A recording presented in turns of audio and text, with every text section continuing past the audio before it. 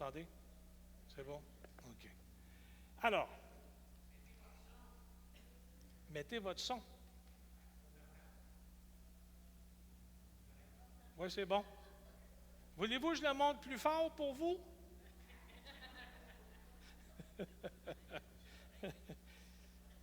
Bon, je l'ai monté un petit peu plus fort.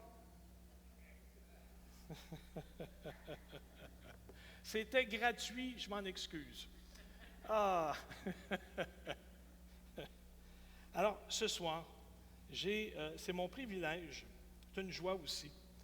Je préparais la soirée du Vendredi Saint, puis bon, c'était pas terne dans mon cœur, mais c'était laborieux parce que je me disais, ah, y a-t-il des gens qui vont se présenter? Puis vous êtes toujours là, je m'en fais pour rien. Et puis soudainement, ma fille a dit, je vais passer le congé pascal chez vous. Je dis, ah, tu vas pas à l'église? Elle dit, ben non, je vais aller à ton église. Ben, j'ai dit, ben dans ce cas-là, Madame Sepul, nous apporteriez-vous un petit mot? Ça fait que je laisse toute la place à ma fille, qui n'est pas pasteur. Elle ne veut pas, mais je lui laisse toute la place. Puis que le Seigneur nous bénisse parce qu'il a préparé.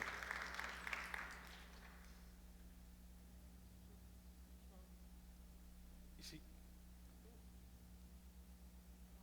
Attends un petit peu. Ok, c'est bon. Je vais être sûr qu'on m'entende si je dis une blague. La blague, c'était « Ouh! » Même pas la petite table, là. The place.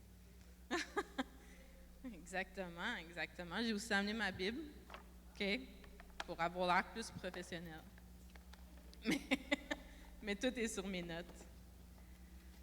Donc, en effet, je me posais la question récemment à savoir où c'était pour arriver en premier, ici ou dans mon église. Parce que ça fait quelques fois qu'on m'en glisse, qu'on essaye de me préparer, surtout dans mon église, plus qu'ici, là. Puis je m'étais dit, je sais pas, hein, parce que j'ai gradué l'Institut biblique en 2022, donc ça fait 2 ans. Et, écoutez, vous êtes les premiers. Donc, écoute. Ça l'aurait peut-être pu attendre un petit peu, ça ne m'aurait pas dérangé, mais bon, c'est pas grave. Fait que ce soir, il m'a demandé d'apporter une courte réflexion sur la croix. Donc, j'ai pris, vu que c'est mon père, puis je connais tous ses trucs, j'ai peut-être fait un petit peu comme lui, dans le sens où je vais parler de ce que je veux, puis je vais mettre la croix à la fin. Non, c'est une blague.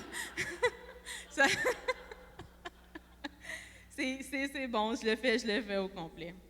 Donc, juste c'est ça, je commence. Donc, quand j'étais petite, quand j'étais à l'âge d'aller à l'école primaire, mes parents, l'école qui avait de l'air le plus potable dans notre coin, on va dire, c'était une école anglophone catholique.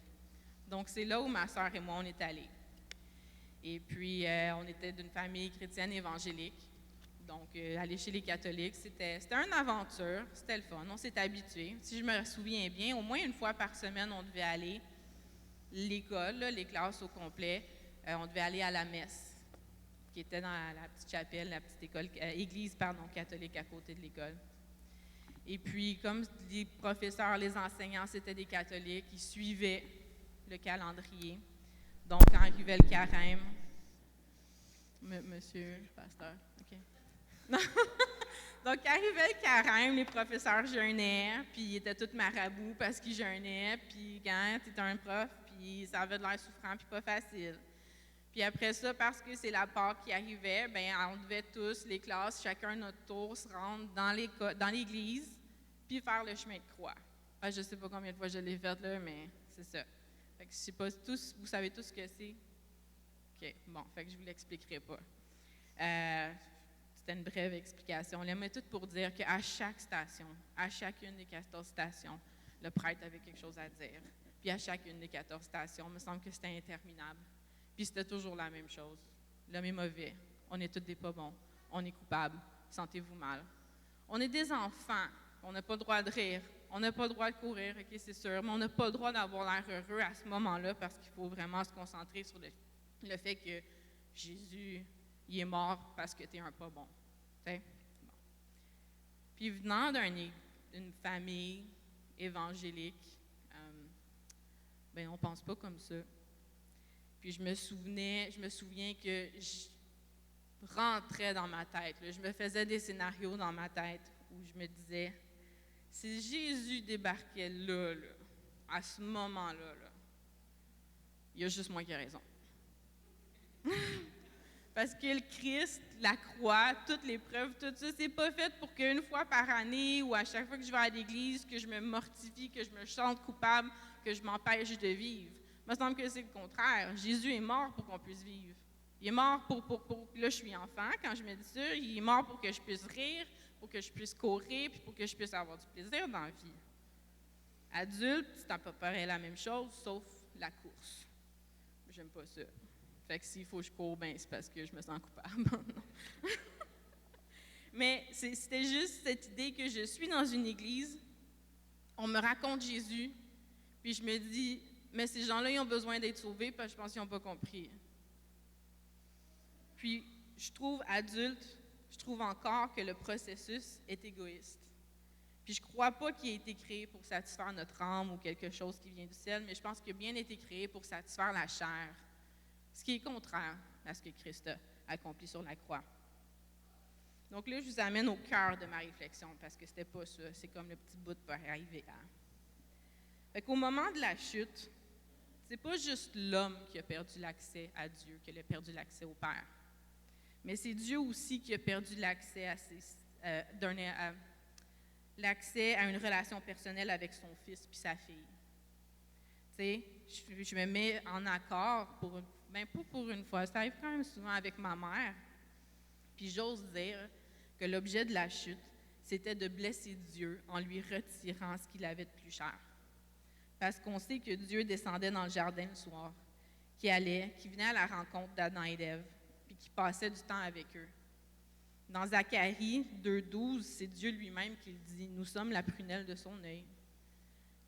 Car celui qui vous touche la prunelle de mon œil. » C'est ça qui est écrit. Puis je me souviens, après la pandémie, il y a des vidéos qui circulaient sur les réseaux sociaux des enfants, des jeunes adultes, des étudiants qui étaient allés au cégep ou à l'université à l'étranger. Puis à cause du confinement, puis les arrêts, on ne pouvait pas voyager, on ne pouvait pas retourner à la maison. Donc, il y a des parents et des enfants qui ont été 2-3 ans sans se voir physiquement. Puis les vidéos, c'est ce jeune adulte-là qui surprend ses parents. Il veut lui faire une surprise. Ça fait 3 ans que je ne suis pas arrivée chez nous. Je ne les ai pas vus physiquement. Puis là, il cogne à la porte. Quand il ouvre la porte, le parent il ouvre la porte, puis il s'effondre à terre. Puis c'est le drame, là. Ils sont heureux. Mais c'est les larmes, puis c'est la joie. Puis les parents ne sont pas capables de se lever. Puis là, ça se serre, les gros hugs, là, tout le kit.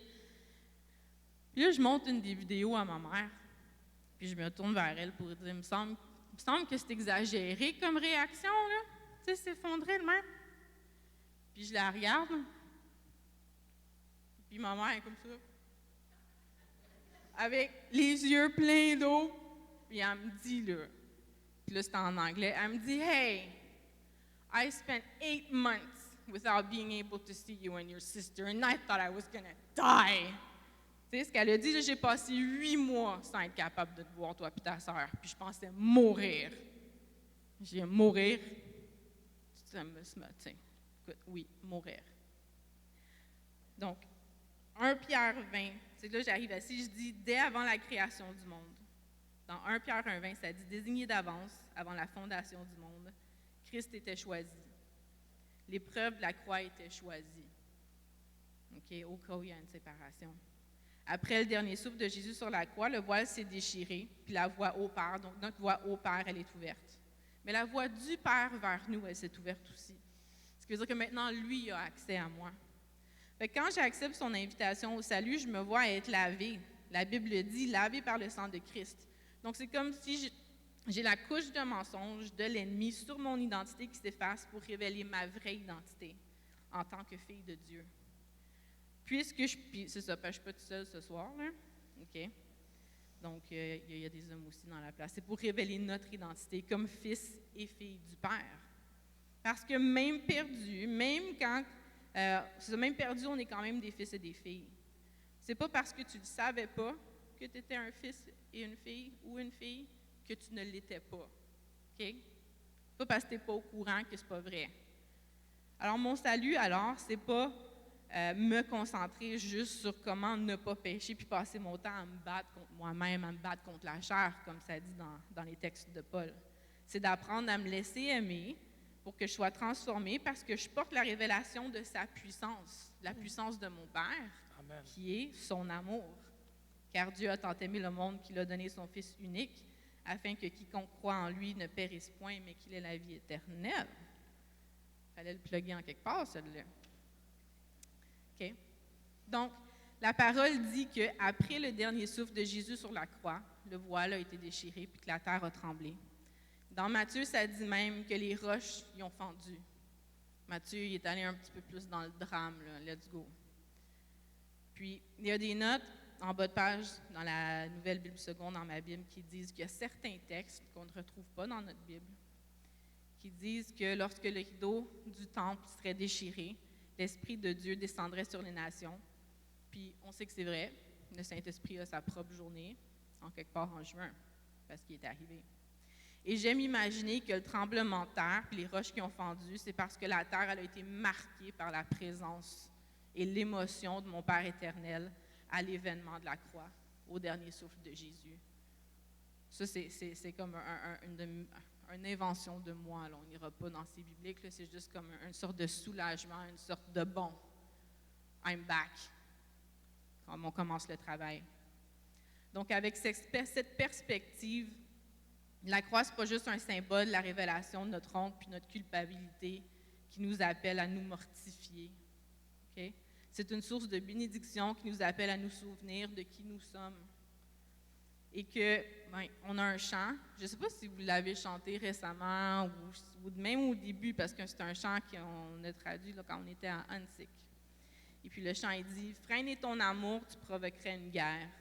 Tu accourrais, détruisant les murs afin de me déclarer l'ampleur de ton amour. Dieu, tu me poursuis de ta force et ta gloire, d'un amour imparable, éternel. Jamais tu ne te lasses de ta bienveillance et de cet amour imparable, éternel. » Et c'est ça la croix. Amen.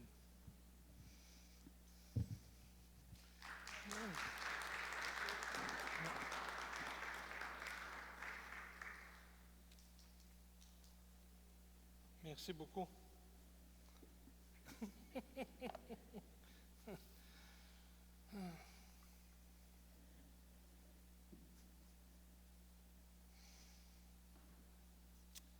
Alors, nous ferons une longue lecture, si vous le voulez bien, en fin de compte, même si vous ne le voulez pas. Nous ferons une longue lecture, mais je me disais, tant qu'à faire les choses, autant les faire bien. OK? Alors, on va faire la lecture. Luc 22e chapitre, les versets 39 à 64. Après être sorti, Jésus alla, selon sa coutume, à la montagne des Oliviers. Ses disciples le suivirent.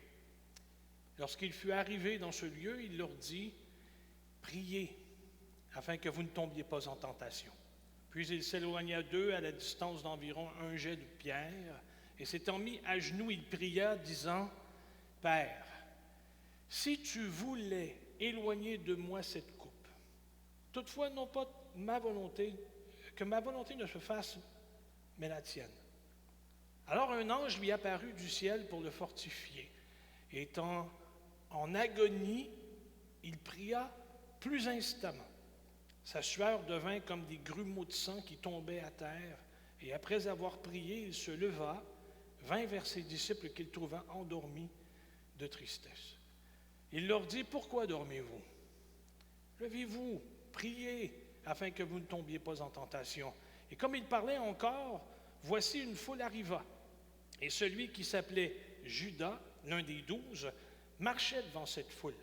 Il s'approcha de Jésus pour le baiser, et Jésus lui dit, « Judas, c'est par un baiser que tu livres le Fils de l'homme? » Ceux qui étaient avec Jésus, voyant ce qui allait arriver, dirent, « Seigneur, frapperons-nous de l'épée? » Et l'un d'eux frappa le serviteur du souverain sacrificateur et lui emporta l'oreille droite. Mais Jésus, prenant la parole, dit, laissez, arrêtez. Ayant touché l'oreille de cet homme, il le guérit. Jésus dit ensuite aux principaux sacrificateurs, aux chefs des gardes du temple et aux anciens qui étaient venus contre lui. Il dit, vous êtes venus comme après un brigand avec des épées et des bâtons. J'étais tous les jours avec vous dans le temple et vous n'avez pas mis la main sur moi. Mais c'est ici votre heure et la puissance des ténèbres. Après avoir saisi Jésus, ils l'emmenèrent, le conduisirent dans la maison du souverain sacrificateur. Pierre suivait de loin. Ils allumèrent du feu au milieu de la cour et ils s'assirent. Pierre s'assit parmi eux. Une servante qui le vit assis devant le feu fixa sur lui les regards et dit, « Cet homme était aussi avec lui. » Mais il le nia, disant, « Femme, je ne le connais pas. » Puis après, un autre, l'ayant vu, dit, « Ah, t'es aussi de ces gens-là. » Et Pierre dit, « Homme, je n'en suis pas. » Environ 1 heure plus tard, un autre insistait, disant, « Ah, certainement cet homme était aussi avec lui, car il est galiléen. » Pierre répondit, « Homme, je ne sais pas ce que tu dis. » Au même instant, comme il parlait encore, le coq chanta. Le Seigneur s'étant retourné, regarda Pierre. Et Pierre se souvint de la parole que le Seigneur lui avait dite, « Avant que le coq chante aujourd'hui, tu me renieras 3 fois. » Étant sorti, il pleura amèrement. Les hommes qui tenaient Jésus se moquaient de lui et le frappaient et lui voilèrent le visage, l'interrogeaient en disant, « Devine qui t'a frappé. »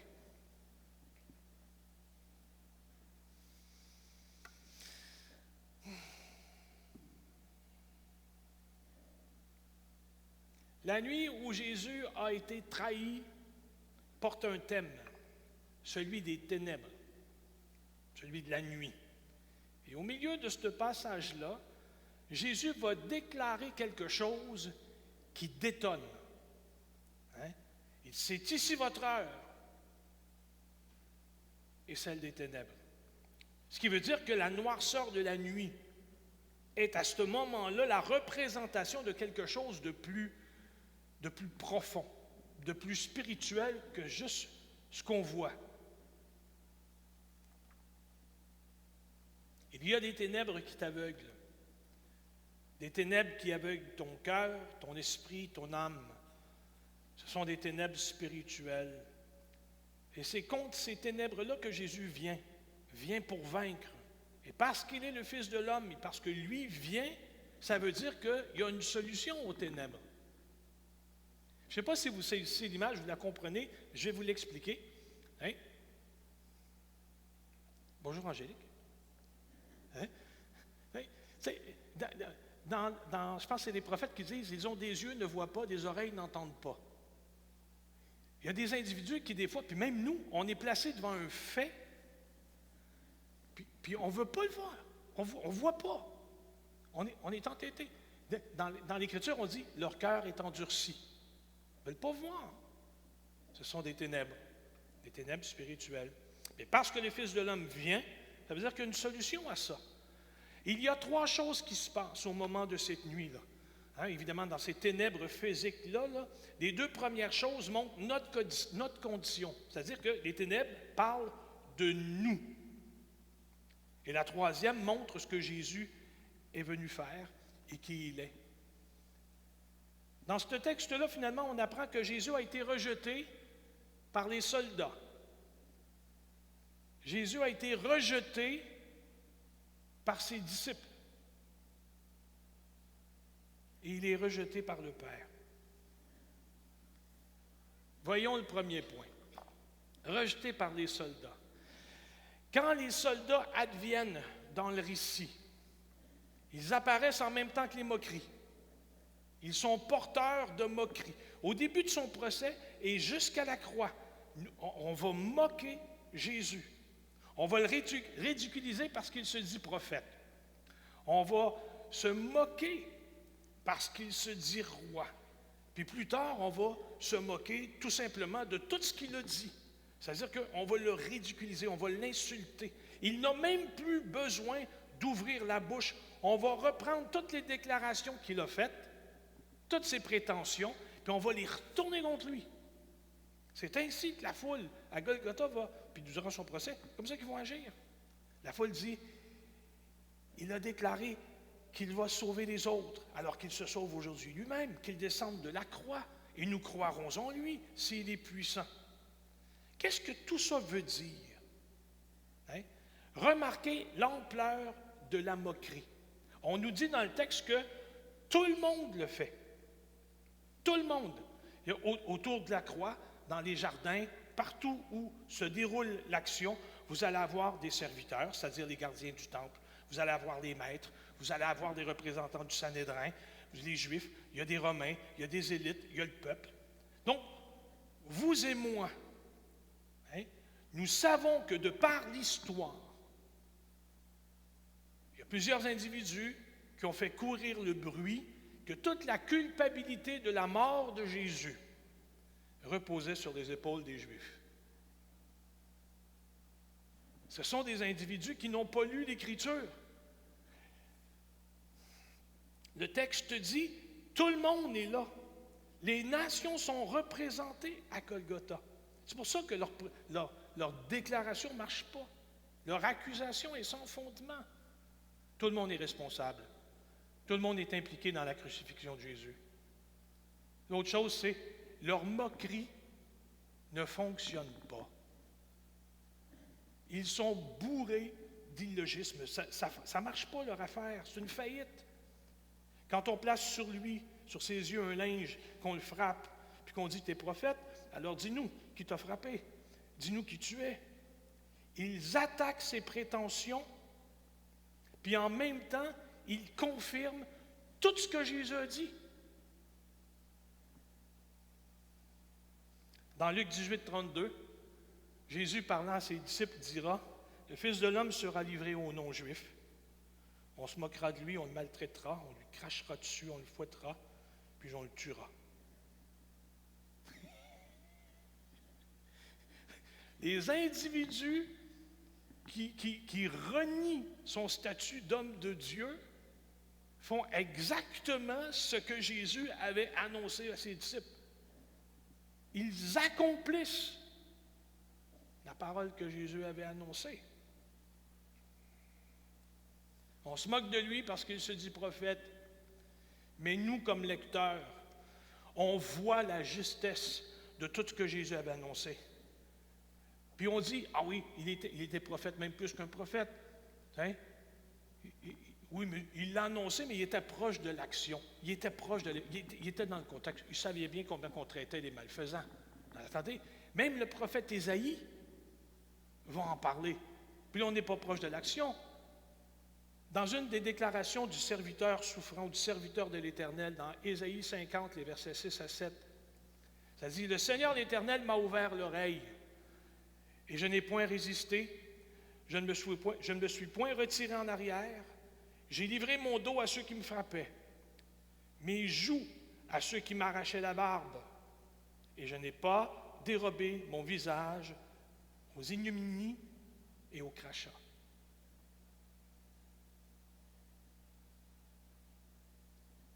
Dis-nous qui t'a frappé. Jésus aurait pu citer le bottin de téléphone de Jérusalem de ce temps-là, puis de tous ceux qui y réfugiaient. Donc, voyez-vous, le plus étonnant, c'est que leur moquerie se trouve à confirmer tout ce que Jésus a dit de lui. Mais pourquoi se moquent-ils? Pourquoi est-ce qu'ils font ça? Tu ne peux pas être un prophète, disent-ils. Pourquoi? Parce que l'image qu'offrait Jésus différait complètement de l'image qu'il s'était faite d'un homme de Dieu. Ça ne correspondait pas. Hein? Dans 2 Rois 1,9, Élie, vous vous souvenez d'Élie, grand prophète de l'Éternel, devant le monde, reconnu comme homme de Dieu. Dans un de ses récits, dans le premier chapitre de 2 Rois, hein,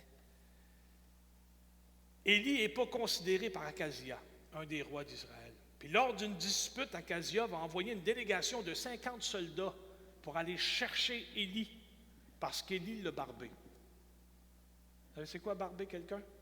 C'est l'affronter. C'est le raser de trop près. Hein? Ouais. Akazia avait été consulter les dieux étrangers. Puis Élie, il lui a fait transmettre une missive en disant, « C'est-tu parce qu'il manque de Dieu en Israël? » Le roi a pogné les morts aux dents, puis il a dit, « Allez me chercher cette affaire-là. » 50 hommes armés devant le prophète. Le chef des gardes dit à Élie, « Homme de Dieu! » Le roi dit, « Descends. » Élie répondit au chef, « Si je suis homme de Dieu, qu'un feu descende du ciel, puis dévore toi et tes hommes. » Boum! Un feu de broussailles. Akazia a envoyé une deuxième délégation.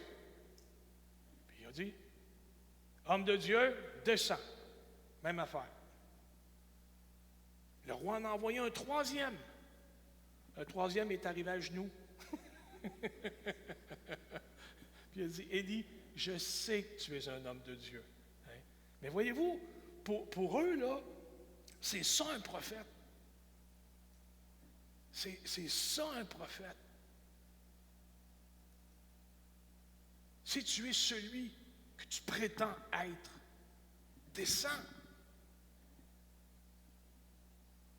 Dieu ne nous laisserait pas faire si tu étais un homme de Dieu. Parce que Dieu ne travaille pas dans la faiblesse. Dieu, il ne travaille pas dans la vulnérabilité. Puis pourtant, vous et moi, nous savons, Jésus, c'est le puissant au siècle des siècles. Jésus a déclaré en parlant de Jean, le baptiseur, OK? Il dit, qu'êtes-vous allé voir dans le désert? Un prophète? Jésus dit, moi je vous le dis, plus qu'un prophète. Ben, c'est le plus que prophète qui va déclarer à ceux qui l'entourent, celui qui vient après moi, plus grand que moi. Et moi, je ne suis pas digne de délier la courroie de son soulier.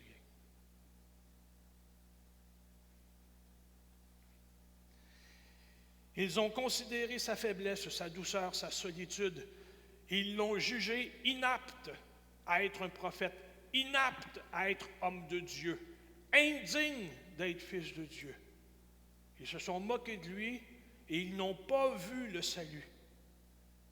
Ce qui se passe ne correspond pas à ce qu'ils étaient imaginés. Alors on l'exclut, tout simplement. Puis on note bien qu'ils ne regardent pas plus loin que le bout de leur nez.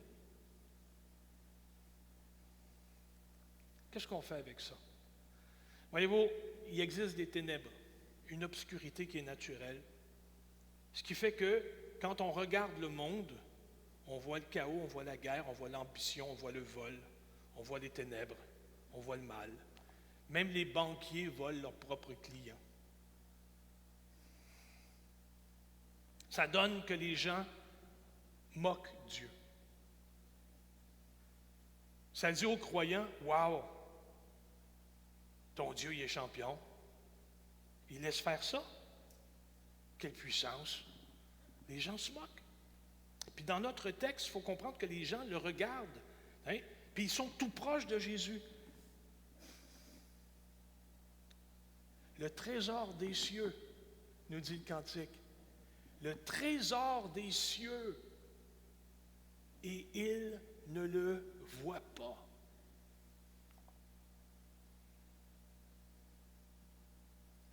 Jésus accomplit en cette heure exactement ce qui doit être fait. Parce qu'il veut nous sauver du péché et de la mort. Alors, Jésus fait tout ce qu'il faut. Et maintenant, que faites-vous quand le malheur survient, quand l'épreuve vient dans votre vie? Est-ce que vous vous moquez de Dieu? Est-ce que vous vous dites, moi je ne comprends pas pourquoi cette tuile-là, me tombe là, maintenant? Non, mais je ne le comprends pas, pas en tout. Je ne vois pas en quoi ça te glorifie. Franchement, dites-vous que la moquerie, quand dans notre arrogance, nous nous moquons de lui, c'est à nous qu'on fait du tort.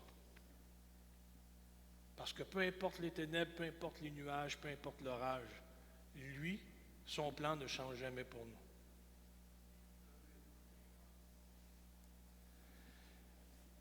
Deuxième point, rejeté par les disciples. Ses disciples aussi l'ont rejeté. Il y en a même un qui l'a fait par un baiser. La phrase est remarquable. Jésus dit à Judas, c'est par un baiser que tu livres le Fils de l'homme. Puis quand on regarde le geste de plus près, ce que peut signifier ce baiser, c'est tout d'abord un acte d'indépendance. C'est-à-dire, hein, vraiment, Judas arrive, va donner un bec à Jésus, puis oui, c'est tout d'abord un geste d'indépendance. Dans le Nouveau Testament, selon un bibliste juif, c'était évertué à commenter des textes du Nouveau Testament. Il commente l'incident du jardin, puis il dit, dans un groupe, dans ce temps-là, dans un groupe formé d'un maître et de disciples, les disciples ne devaient pas, quand ils se rencontraient, saluer le maître en premier, parce qu'on voulait valoriser l'égalité. C'est bon? On se saluait les uns les autres, et en final, on saluait le maître. Et Judas, dans le jardin, contrevient aux règles que le rabbin connaît. Il contrevient à ma règle, à celle que je connais. Hein? Il va aller saluer Jésus en premier, sans égard aux autres. Puis en plus, ce n'est pas une parole qu'il va adresser au maître, mais un baiser. C'est comme si Judas lui disait, je suis aussi bon que toi, je ne comprends pas pourquoi tu as été mon maître. Je ne comprends pas pourquoi je t'ai suivi. C'est une trahison. Le geste est une trahison, puis même une trahison de l'intimité qu'il a eue avec Jésus. On se l'est dit, dimanche dernier, qu'un ennemi te trahisse. C'est logique. Quand c'est un ami, c'est dur. Judas était plus qu'un ami, c'était quelqu'un qui avait développé des liens avec Jésus. C'était quelqu'un qui avait la confiance du groupe, c'était celui qui s'occupait des argents. Judas, donc, prend son indépendance comme s'il n'y avait pas de Dieu. Judas va renier son maître comme si toutes les prétentions, toutes les déclarations que Jésus a faites, ça ne tenait plus. Judas ne se rend pas compte que le reste de son existence va baigner dans le désastre. Cette tentation-là aussi nous guette, vous savez. Un pasteur souligne ça de manière humoristique, mais c'est tellement bon que je vous l'amène. Il dit, quand dans la chambre haute, quand dans la chambre haute, Jésus dit, je vous le dis en vérité, l'un de vous me livrera. Il dit, il n'y a aucun des disciples dans la salle haute, dans la salle qui a dit, ah, on sait de qui tu parles. Oui. Il a toujours été bizarre, lui. Judas, c'était la différence. Tu te souviens, Jésus, quand on est sorti évangéliser, là? Hein? Il y a tout le monde, on a vu des résultats. Il y a des âmes qui sont venus à toi. Lui, pas tout. C'était le seul, rien. Ils ont dit, on est sorti pour guérir. Lui, pas tout. C'était bizarre. Hein? Il n'y a personne qui a dit ça. Vous vous souvenez de ce qu'ils ont dit? Ils ont dit, est-ce moi?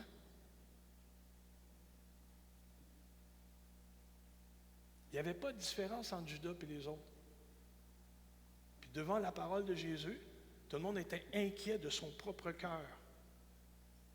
Parce qu'on ne voulait pas aller jusque-là avec Jésus.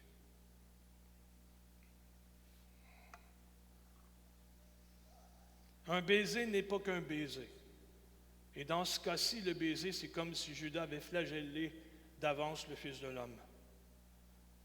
Le baiser a été motivé par la faute, motivé par le péché. Il n'y avait aucune affection dans ce baiser-là. Judas a trahi le seul qui l'aimait.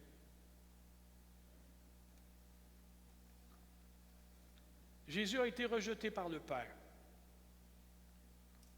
Quand il se rend au jardin pour prier, il se rend dans un lieu qui est connu, un lieu paisible où la communion avec son Père est facile. C'est pour ça qu'il y retournait, parce que c'était un lieu propice.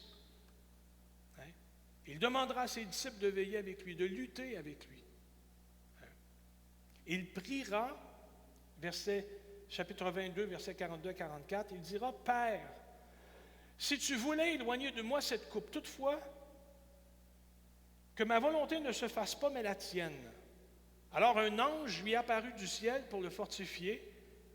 Étant en agonie, il pria plus instamment, et sa sueur devint comme des grumeaux de sang qui tombaient à terre. Le mot agonie, c'est la seule fois qu'il apparaît dans l'Écriture. Et c'est là. C'était tellement pesant, c'était tellement intense, c'était tellement choquant que sa sueur contenait du sang. Jésus a donc subi un énorme choc émotionnel. Le poids sur ses épaules était vraiment, vraiment trop lourd. C'est comme si il y avait une réalisation soudaine de ce qui s'en vient. Et c'est ça qui le fait s'effondrer. Plusieurs pensent que Jésus a croulé sous la pression parce qu'il avait peur de mourir. Peut-être, mais ce n'est pas ça. Les commentaires et moi, c'est pas ça. On est convaincus. La souffrance ne vient pas de là. Jésus n'a pas simplement peur de la mort, là. Écoutez bien, là. Après avoir prié, Jésus ne va pas mieux. Ça, c'est complètement contraire à tout ce qu'on a pratiqué dans toute notre vie chrétienne. Puis ici, il y a de l'expérience, là. Quand on a un trouble, quand on a le cœur lourd, quand on a le dos courbé, quand l'angoisse, l'anxiété nous a saisis, on se met en prière, on dépose nos fardeaux. Puis quand on relève de là, on voit une différence, on sent une différence. On dit on a été écouté. Jésus prie, il finit de prier, puis il est saisi d'angoisse. Un commentaire signale que la détresse de Jésus, ce n'est pas d'affronter la mort. C'est plutôt l'horreur pour celui qui a vécu en sainteté pour le Père en vue de partager l'éternité avec lui, de réaliser soudainement, après la trahison de Judas, que ce qui l'attend, c'est l'enfer, ce n'est pas le ciel.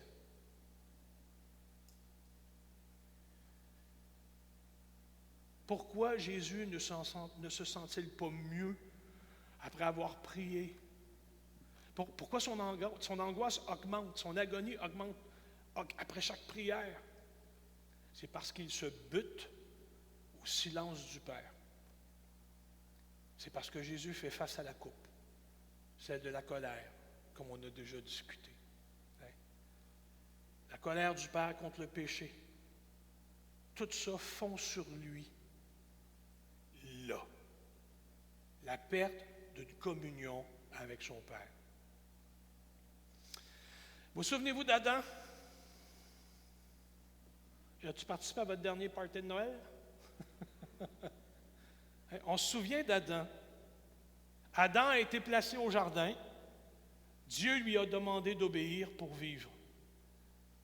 Ne touche pas à l'arbre, tu vivras. Adam a misérablement échoué.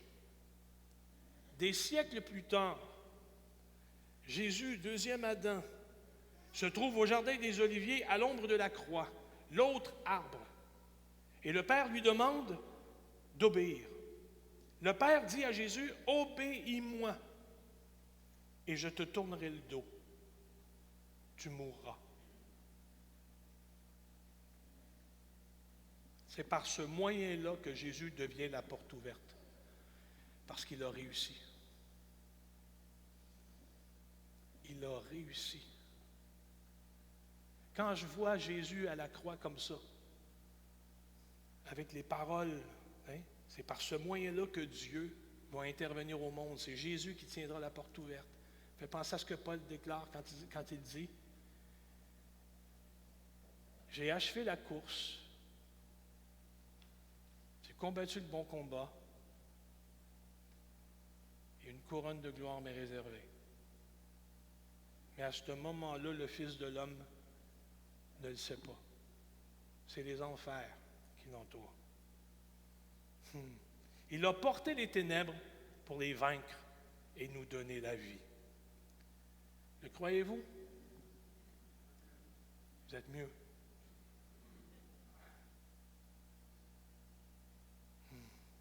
L'apôtre Pierre écrira dans une de ses lettres. Puis l'apôtre Pierre, c'est quelqu'un de précieux, hein, dans les récits d'Évangile. L'apôtre Pierre, c'est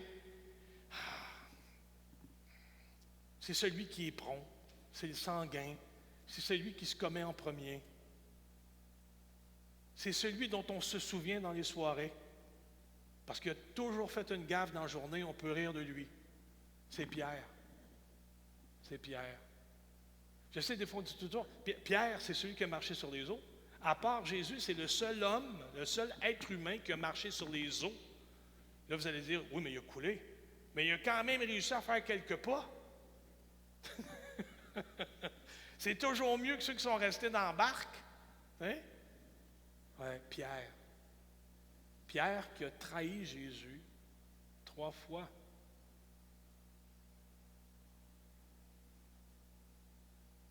Pierre qui s'est fait regarder par Jésus à la 3e fois.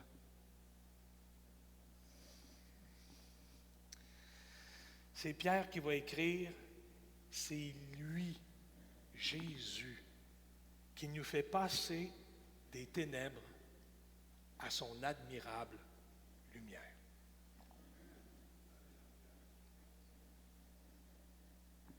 Celui qui était à la croix pour moi, il l'a fait pour que je puisse passer des ténèbres à son admirable lumière.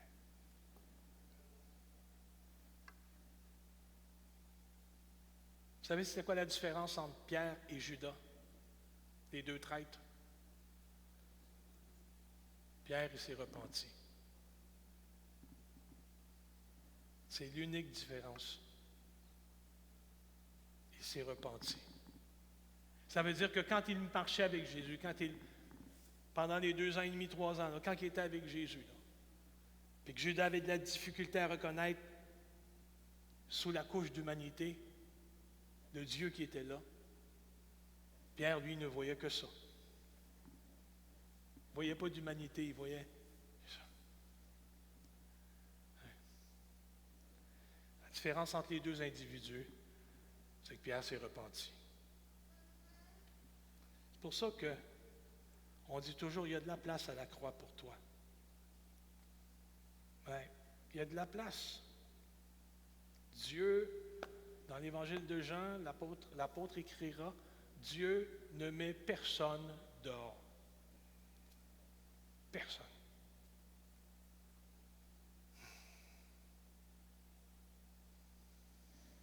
Amen. Je vous invite à vous lever, s'il vous plaît. On va terminer par un mot de prière.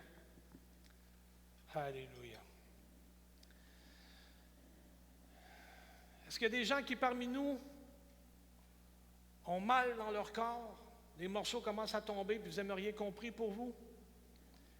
J'ai écrit à Mathieu Lorrain pour lui dire, j'ai dit, Mathieu, prends soin de nous, je sais que tu es dans ta famille, mais on a de la difficulté technique, il faudrait vraiment qu'à distance, tu t'en arranges. Puis il m'écrit en disant, je suis en accident de travail, il y a une batterie qui m'est tombée dessus, j'ai mal. J'ai dit, oublie ton mal, va sur Internet. Mais non, je n'ai pas dit ça, j'ai dit, prends soin de toi, franchement. Oh là là, on va prier pour Mathieu, on va prier pour Mme Marie-Claude. Y en a-tu d'autres? Vous avez appris la nouvelle, Heidi Berceau a été guérie? Oh. Léa Claire avait compris pour elle. On prie pour que... J'ai déjà fait l'analogie. Il y avait un prédicateur, je ne me souviens plus de son nom, en Angleterre, Campbell Morgan. Le révérend Campbell Morgan avait écrit, il avait dit, l'église voisine vit un réveil, puis l'autre église aussi, sois pas jaloux. Prie. Parce que le Seigneur ne fait jamais tomber sa pluie longtemps à la même place. Puis demain, ça peut être toi. Demain, ça peut être toi. Fait que de la même façon, je me dis, il y a des gens qui nous sont proches, qui ont été complètement guéris, puis qui qui vivent la grâce et la miséricorde de Dieu. Puis avec la même attente, la même espérance, je vous dis, soyez pas jaloux. Vous êtes Seigneur, hein? Fait que ça coule, fait que ça vienne, ben, j'ai besoin. Pardon? Ouais. Joël et Jacob, Mme Marie-Claude, Léa Claire, M. Coder. Ça marche. Alléluia. Seigneur Dieu, on veut te remercier.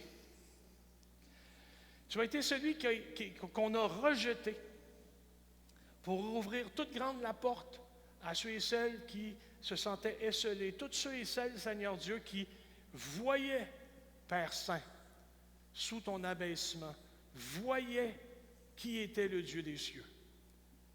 Nous nous sommes approchés de toi, puis tu as transformé notre cœur, transformé notre être, tu as renouvelé notre intelligence, tu nous as régénérés, puis tu nous habites maintenant d'une espérance grandiose, nouvelle, éternelle.